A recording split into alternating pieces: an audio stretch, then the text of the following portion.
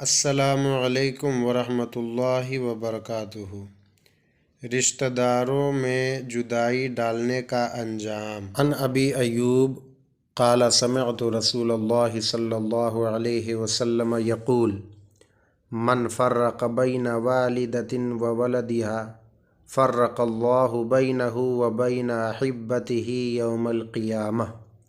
حضرت ابو ایوب رضی اللہ تعالیٰ عنہ سے روایت ہے کہ میں نے رسول اللہ صلی اللہ علیہ وسلم کو فرماتے ہوئے سنا کہ جس نے کسی ماں اور اس کی اولاد میں جدائی ڈالی تو اللہ تعالیٰ قیامت کے دن اس کے اور اس کے پیاروں میں جدائی ڈالے گا۔ معنی اس کا یہ ہے کہ ماؤں کو ان کے بچوں سے جدا نہ کیا جائے، کیونکہ ماں اپنے بچوں پہ بہت شفیق ہوتی ہے۔ پرانے زمانے میں ہوتا تھا، جب غلاموں کا دور تھا تو اس وقت ماں اور بیٹے دونوں اگر غلام ہیں تو ایک کو بیچ کے کسی اور علاقے میں بھیج دیا، ایک کو بیچ کے کسی اور علاقے میں بھیج دیا، اس طرح دونوں کے درمیان میں جدائی ہو گئی۔ اس طرح کرنے سے اللہ کے رسول نے منع فرمایا ہے۔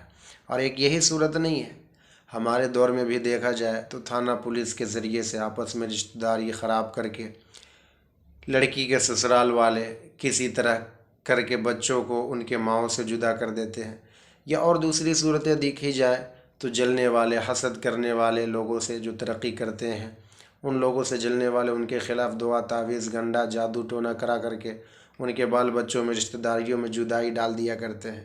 اور یہ جدائی صرف ماں اور بچوں کے لیے خاص نہیں ہے، بلکہ کسی بھی رشتہ داروں میں کسی طرح سے کوئی جدائی نہ ہی ڈالنا چاہیے۔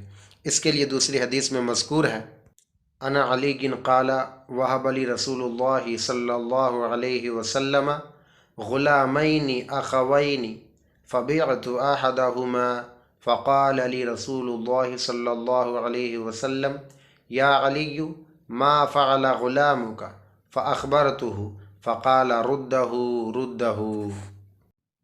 حضرت علی فرماتے ہیں کہ رسول اللہ صلی اللہ علیہ وسلم نے مجھے دو لڑکے جو آپس میں بھائی تھے بطور غلام کے مجھے عطا فرمائے، ان میں سے ایک کو میں نے بیچ دیا تو رسول اللہ صلی اللہ علیہ وسلم نے مجھے ایک دن فرمایا اے علی تمہارے غلام کیا ہوئے؟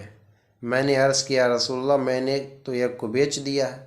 فرمایا ردہ، واپس کرو واپس کرو۔ یعنی اس طرح سے جدائی ڈالنا بھائیوں میں بھی گوارا نہیں ہے، صرف ماں کے ساتھ اور بچوں کے ساتھ خاص نہیں، بلکہ کسی بھی رشتہ داروں کو آپس میں دور کرنا کسی طرح سے بھی شریعت میں روا نہیں ہے۔